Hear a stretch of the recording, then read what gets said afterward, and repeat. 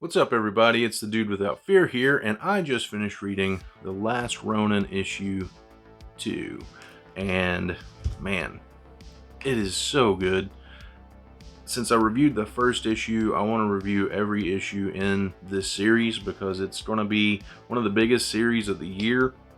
It's going to be one of the biggest turtle stories, if not the biggest turtle story of all time. And it's high quality stuff, and it deserves to be talked about, and that's why I made a YouTube channel to begin with, to talk about comic books. So let's talk about it.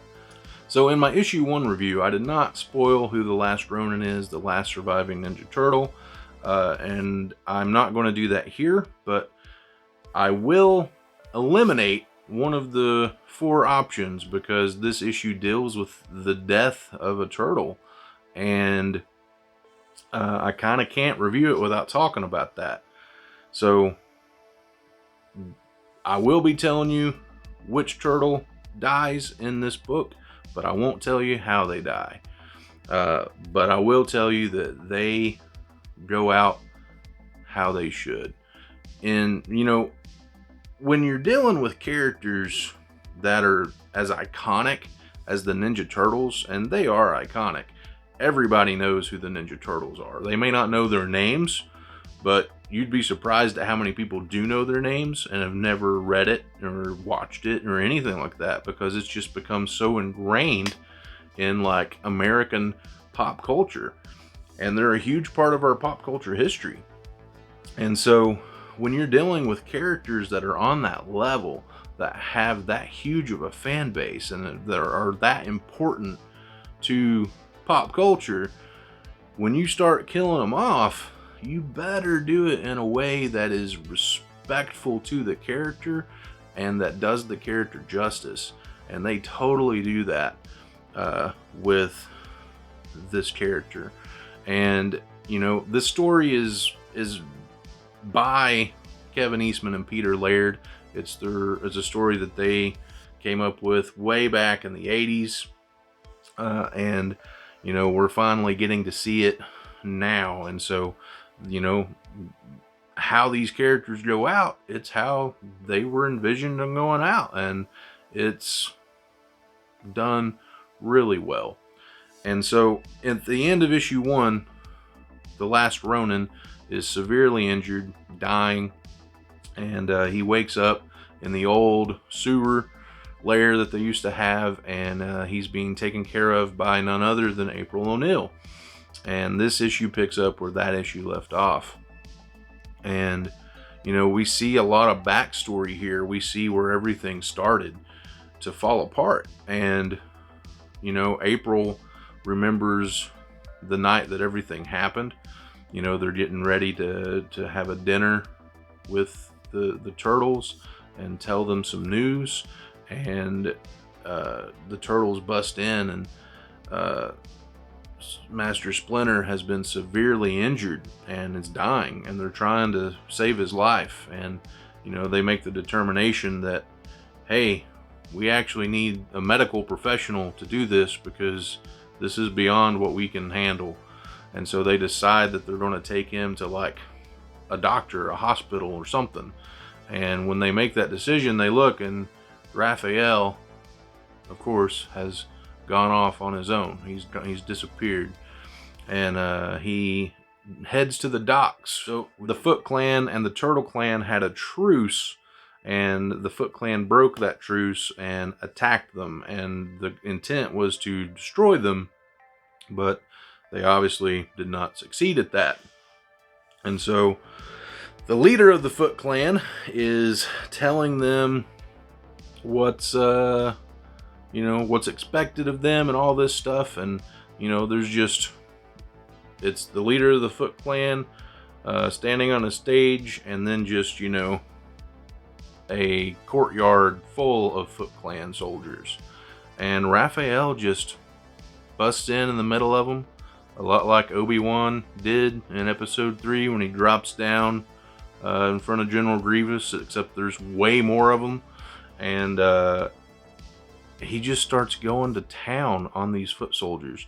And it's awesome because when you read a Ninja Turtle comic, you want to see turtles be ninjas and get in ninja fights. And I've not read a ton of Ninja Turtle comics. I've read a good amount, and that honestly doesn't happen enough. And to see it happen here and on this caliber is just like so cool, man, because Raphael is just killing foot soldiers left and right. It is a bloody, brutal battle, and like, I love this picture where he's got these arrows sticking out of him, and you know, it really gives you that, you know, feudal Japan samurai fighting ninja type feel to it, and that's really what it is. And it's awesome, man. It's so good. And you know, I won't tell you how he goes out, but this is the fall of Raphael. This is where Raphael dies, and it's the first turtle that we see die to get us to the last Ronin, where our story starts. And so, you know, April's remembering all this stuff that happened, and she's talking to the last Ronin about what is going on, where he's been, and he tells her where he's been this whole time.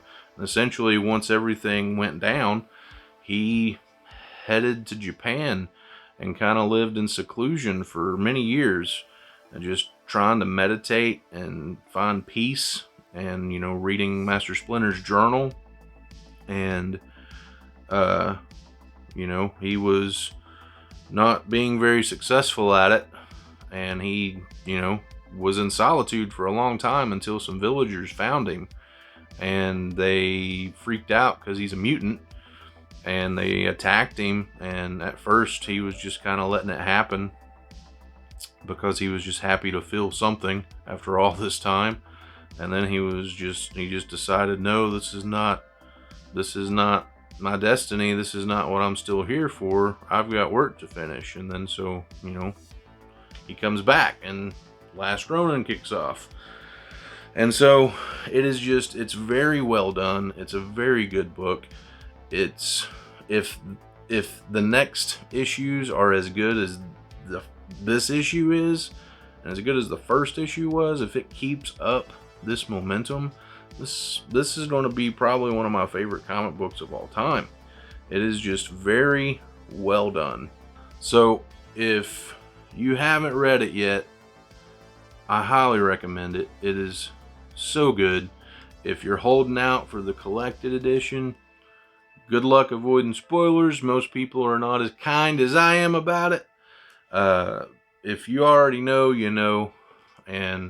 But even if you know, it's still so good. It's still such a good read. And what's great about it is you don't have to follow the current Ninja Turtle comics. You don't have to follow the movies. You know, whatever iteration of the Ninja Turtles are your Ninja Turtles, you could pick this up and read it and enjoy it. And you don't have to know anything. It tells you everything. It's very standalone, and no matter what type of Turtles fan you are, you can buy this book and enjoy the crap out of it. And that's how comic books should be, man. That's awesome. So if anything in this video made you smile, if you liked it, if you want to see more stuff like this, give me that thumbs up. Leave me a comment below what you thought of the book. Leave me a comment below who your favorite turtle is, where you want to see this story go, what do you want to see happen. Leave me comments. I love comments. And if you want to see more content like this, hit that subscription button. Until next time, please be excellent to each other and take it easy.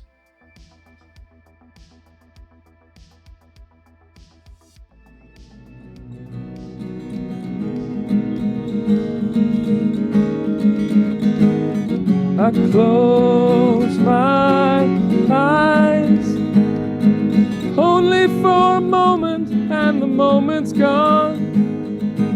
All my dreams pass before my eyes. in curiosity.